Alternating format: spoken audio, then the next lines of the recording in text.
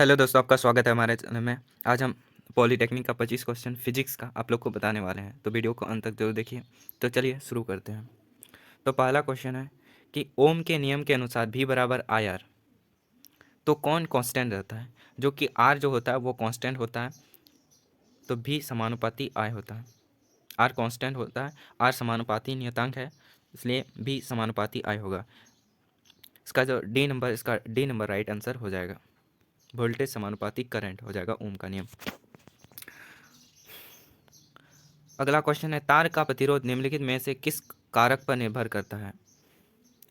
जो तार का प्रतिरोध है वह अनुप्रस्थ काट क्षेत्रफल पर भी निर्भर करता है, लंबाई पर भी निर्भर करता है और तापमान पर भी निर्भर करता है, यानी कि इनमें से सभी उपयुक्त सभी इसका राइट आंसर हो जाएगा। अगला क्वेश्चन की ओर बढ़ते हैं। अगला क्वेश्चन है, एक विद्युत सर्किट में विद्युत धारा को नियमित करने के लिए प्रयोग किए जाने वाला यंत्र जो विद्युत धारा को नियंत्रित करता है उसे धारा नियंत्रक कहते हैं। धारा नियंत्रक जो विद्युत धारा को नियंत्रित करने का एक यंत्र होता है, जरूर से याद रखिएगा। अगला क्वेश्चन की ओर बढ़ते हैं। अगला क्वेश्चन है हम लोग का कि असमान अनुप्रस्थ काट के एक धात्विक चालक में एक स्थिर विद्युत विभवांतर लगाया गया है। संपूर्ण चालक में जो मध्य स्थिर रहता है, यानी कि एक असमान अनुप्रस्थ काट का एक विभवांतर लगाया जाता है और संपूर्ण चालक में वो क्या स्थिर रहता है, तो आपका स्थिर हो जाएगा जो कि विद्युत धारा स्थिर रहता है। चालक में जो है वह विद्युत धारा स्थिर रहता है। अगला क्वेश्चन की बात करें। अगला क्वेश्चन हम लोग का,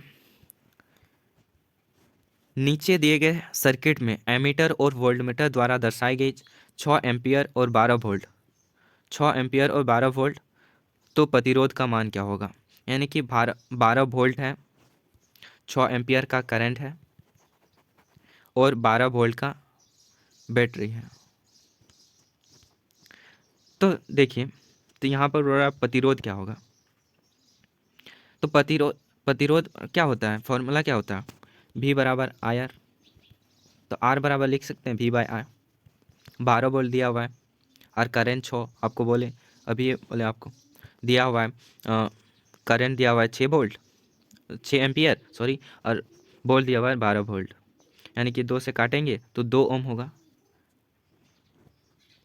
तो 2 ओम होगा, तो इसका जो राइट आंसर हो जाएगा वो 2 ओम हो जाएगा। सी इसका राइट आंसर हो जाएगा, 2 ओम इसका राइट आंसर हो जाएगा।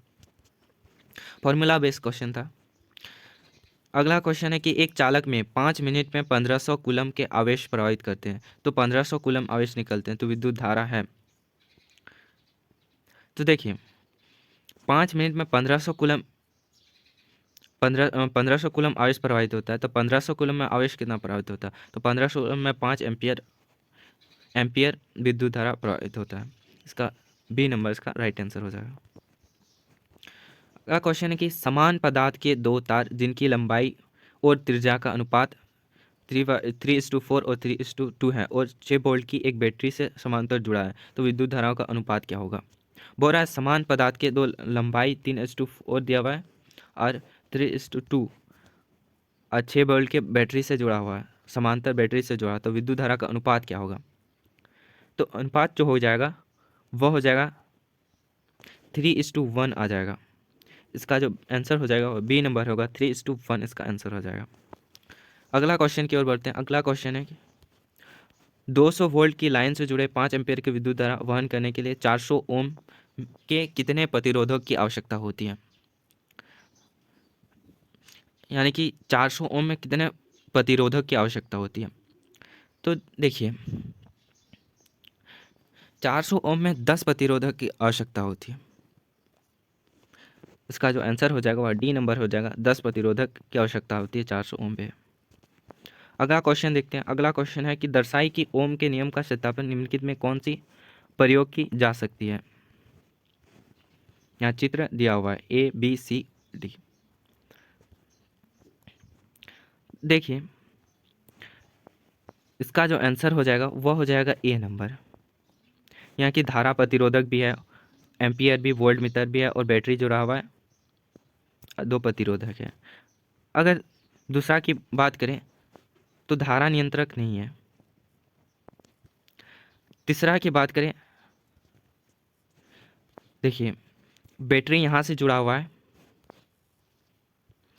एम्पियर तो है, लेकिन बी वोल्ट मीटर जो है वह रॉन्ग साइड दिया हुआ है, इसलिए सी नंबर भी गलत हो जाएगा। डी नंबर की बात करें तो डी नंबर में एम्पियर करंट को मापता है, यानी कि इस साइड होना चाहिए, बैटरी के इस साइड होना चाहिए, इसलिए ये भी नहीं होगा, यानी कि ए नंबर इसका राइट आंसर हो जाएगा। अगला नंबर क्वेश्चन की बात करें कि दिए गए दो प्रतिरोधक R1 और R2 की श्रृंखला का समानांतर संयोजन का प्रयोग भी और आई ग्राफ नीचे दिखाया गया है। तो कौन सा ग्राफ है जो भी और आई का ग्राफ समांतर संयोजन का प्रयोग है? तो देखिए, ये दोनों ही आकृति बी और आई का समांतर संयोजन का ग्राफ है। तो ये दोनों सही है, यानी कि दोनों सही है, दोनों आकृति जो है वह सही है समांतर संयोजन के लिए, इसलिए सी नंबर इसका राइट आंसर हो जाएगा। अगला क्वेश्चन देखते हैं। अगला क्वेश्चन है कि दिए गए सर्किट आरेख में वोल्टमीटर द्वारा दर्शाई गई संख्या कितना वोल्ट दर्शाता है? तो देखिए, 10 वोल्ट वोल्ट मीटर दर्शाई गई संख्या हो जाएगा 5 वोल्ट, इसका राइट आंसर सी नंबर इसका राइट आंसर हो जाएगा। अगला क्वेश्चन की ओर बढ़ते हैं। अगला क्वेश्चन है कि 8 ओम प्रतिरोध वाले एक तार को मोड़कर एक बंद वृत्त बनाया गया, बिंदु और ए से बी की प्रभावी प्रतिरोध, यहाँ के बीच प्रभावी प्रतिरोध। तो देखिए, प्रभावी प्रतिरोध इसका जो आंसर हो जाएगा वह बी नंबर हो जाएगा, 3/2 ओम हो जाएगा, 3/2 इसका बी नंबर राइट आंसर हो जाएगा। अगला क्वेश्चन की बात करें। अगला क्वेश्चन है एक विद्युत हीटर को 1 किलोवाट दर्शाया गया है, प्रति घंटा उत्पादित ऊष्मा की गणना करें। 1 किलोवाट जो होता है वो प्रति घंटा 3600 इंटू 10 का पावर 3 जूल, इसका राइट आंसर हो जाएगा। एक विद्युत हीटर में 1 किलोवाट दर्शाएगा तो प्रति घंटा 3600 इंटू 10 का पावर 3 जूल, इसका आंसर हो जाएगा। अगला क्वेश्चन की बात करें। अगला क्वेश्चन है प्रतिरोधकता का असाय मात्रक क्या होता है? तो आप लोग जानते ही होंगे, प्रतिरोधकता का असाय मात्रक होता है ओम मीटर, डी नंबर इसका राइट आंसर हो जाएगा। ए और बी दो हीटर क्रमशः 220 वोल्ट और 200 वाट पर 200 वाट और 220 पर 40 वाट दर्शाए गए हैं, तो वह 220 की आपूर्ति के समांतर जोड़े गए हैं, तो हीटर बी द्वारा निकाल के विद्युत ऊर्जा की गणना करें। ये जो न्यूमेरिकल बेस्ड क्वेश्चन है, यानी कि 200 फील्ड पर 200 वाट का एक बल्ब जलता है और 220 पर 40 वाट का बल्ब जलता है। तो यहाँ पे दिया हुआ है कि 200 फील्ड पर आपूर्ति समांतर जोड़े गए हैं और हीटर बी निकाली जाने वाली विद्युत ऊर्जा की गणना करें। तो सिंपल ही कर देंगे, बी बराबर आई आर, यानी जो इसका जो आंसर हो जाएगा वह सी नंबर आ जाएगा, 0.882 समांतर, इसका जो आंसर सी नंबर इसका, ये आपको न्यूमेरिकल। अगला क्वेश्चन की ओर बढ़ते हैं। आपके घर में एक छोटे विद्युत संयंत्र में 45 किलो जूल ऊर्जा उत्पादित होती है, तो आप एक 45 वाट का तापदीप्ति बल्ब लगभग कितनी देर जला सकते हैं? तो इसका जो आंसर हो जाएगा वह हो जाएगा बी नंबर, 16.67 मिनट।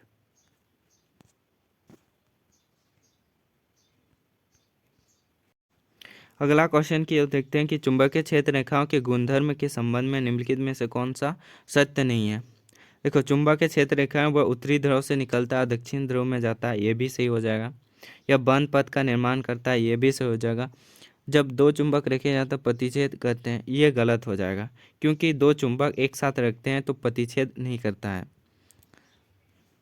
और डी नंबर देखें कि वे शक्तिशाली चुंबक आसपास रखे जाते हैं, क्षेत्र में बहुत आसपास है, ये भी सही हो जाएगा। लेकिन जो सी नंबर है वह सत्य नहीं है, तो इसका जो आंसर हो जाएगा वह सी नंबर हो जाएगा। जब दो चुंबक रखे जाओ तो प्रतिच्छेद करते हैं। अगला क्वेश्चन की ओर बढ़ते हैं। अगला क्वेश्चन है कि एक प्रयोग में एक विद्युत धारा वाहक चालक को एक कंपास पर चुंबकीय क्षेत्र सुई के समांतर रखा जाता है, तो यह विद्युत धारा की दिशा दक्षिण से उत्तर है, तो सुई का उत्तरी ध्रुव पश्चिम की ओर मुड़ जाता है। सुई, देखिए एक चालक में चुंबक सुई के समांतर रखा जाता है और जो सूर्य जो होता है वह दक्षिण से उत्तर की ओर होता है। तो विक्षेप जो होगा वह सुई के उत्तरी ध्रुव से पश्चिम ध्रुव की ओर मुड़ जाता है। इसका जो ए नंबर इसका राइट आंसर हो जाएगा। एक लंबे और सीधे विद्युत वाहक तार में चुंबकीय क्षेत्र की शक्ति क्या होगा? तार के पदार्थ की प्रकृति पर निर्भर करता है। यह गलत हो जाएगा। तार के पदार्थ के प्रकृति पर सीधे लंबे चुंबकीय क्षेत्र निर्भर नहीं करता है। कि विद्युत धारा के प्रत्यक्ष समानुपाती, ये भी सही हो जाएगा। और दूरी के प्रतिलोमी समानुपाती, ये भी सही हो जाएगा। यानी कि सी नंबर हो जाएगा। 2 और 3 इसका सही आंसर हो जाएगा। अगला क्वेश्चन की ओर बढ़ते हैं। एक चुंबकीय क्षेत्र में रखे गए विद्युत वाहक तार पर बल की दिशा निर्भर करती है। तो चुंबकीय क्षेत्र में विद्युत वाहक बल की दिशा निर्भर करती है। बहुत हो जाएगा कि विद्युत धारा की दिशा के साथ क्षेत्र की दिशा पर। इसका सी नंबर इसका राइट आंसर हो जाएगा।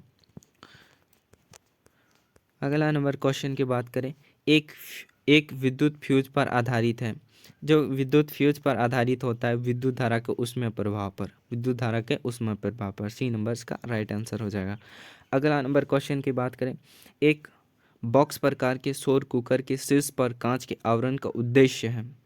इसका जो राइट आंसर हुआ डी नंबर हो जाएगा। विकर्ण द्वारा उष्मा का ह्रास कम करने के लिए, विकर्ण द्वारा उष्मा का ह्रास कम करने के लिए इसका राइट आंसर हो जाएगा। अगला क्वेश्चन की भली भांति कार्य करने के लिए पवन विद्युत जनित्र न्यूनतम लगभग डैश की गति का प्रयोग करता है। जो पवन विद्युत जनित्र होता है वह न्यूनतम लगभग गति जो करता है वह 15 किलोमीटर प्रति घंटा करता है। 15 किलोमीटर प्रति घंटा से वेग से गति करता है। अगला क्वेश्चन की बात करें। अगला क्वेश्चन है कि निम्नलिखित में से कौन सी ऊर्जा सूर्य से ली जाती है। जो सूर्य से ऊर्जा ली जाती है वह, देखिए सूर्य से जो ऊर्जा ली जाती है वह पवन ऊर्जा भी ली जाती है, नाभिक की ऊर्जा नहीं होगा। पवन ऊर्जा सूर्य से ऊर्जा ली जाती है। जैव ऊर्जा जो है, जैव ऊर्जा भी सूर्य से ली जाती है और सागर उसमें ऊर्जा भी सूर्य से ली जाती है। इसका जो राइट आंसर होने वाला है वह सी नंबर हो जाएगा। 2 नंबर भी 3 नंबर भी सी, ऊर्जा सूर्य से ली जाती है। तो यहीं तक था, इतना ही क्वेश्चन है। अगले वीडियो में मिलते हैं। अच्छा लगा तो जरूर से लाइक शेयर सब्सक्राइब करिएगा। अगले वीडियो में मिलते हैं, तब तक के लिए जय हिंद।